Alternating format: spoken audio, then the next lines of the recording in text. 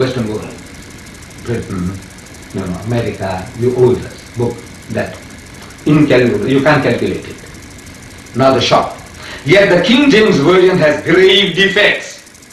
Yet the King James Version has grave defects, and that these defects are so many and so serious as to call for revision. It's got so many and so serious as to call for revision, so they revised it.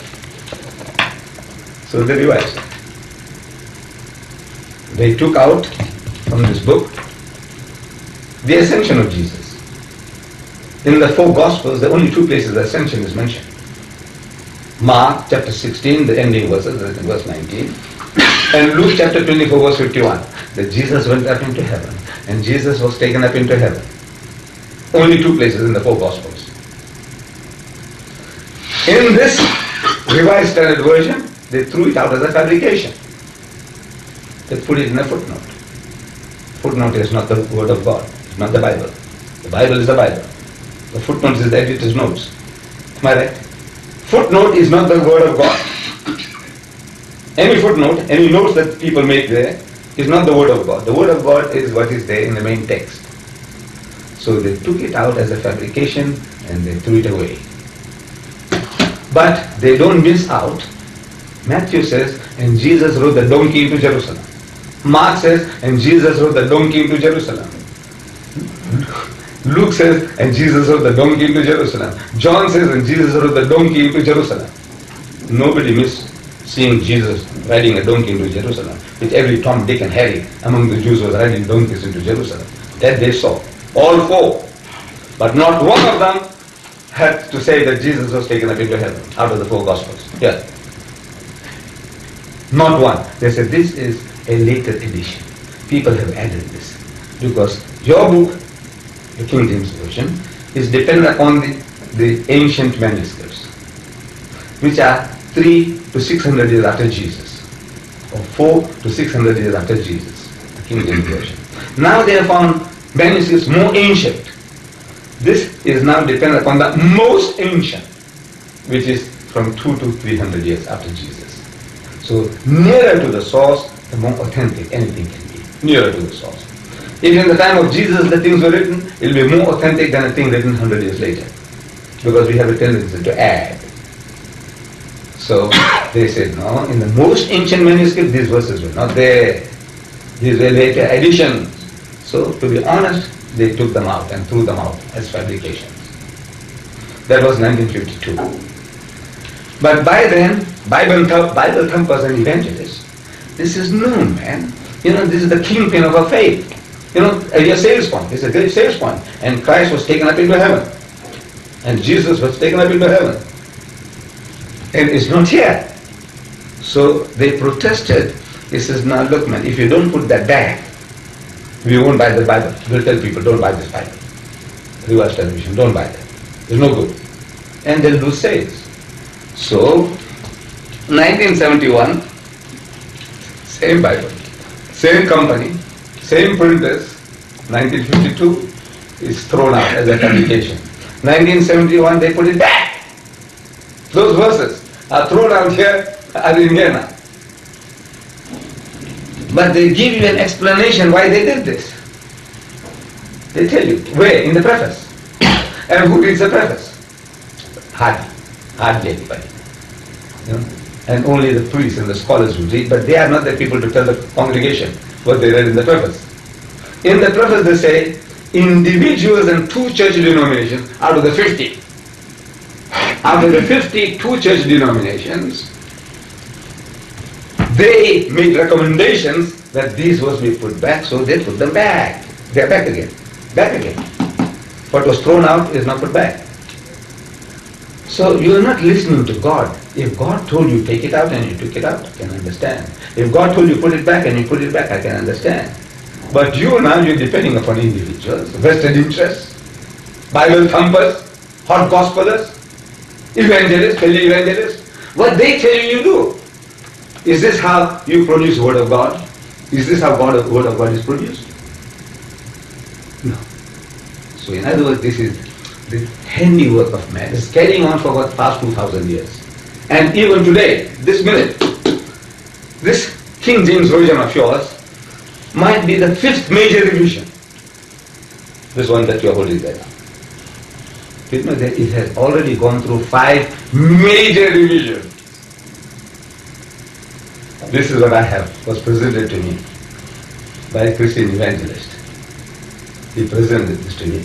No, it's valuable book. I didn't bring it along, but nice and thick, big types and all that.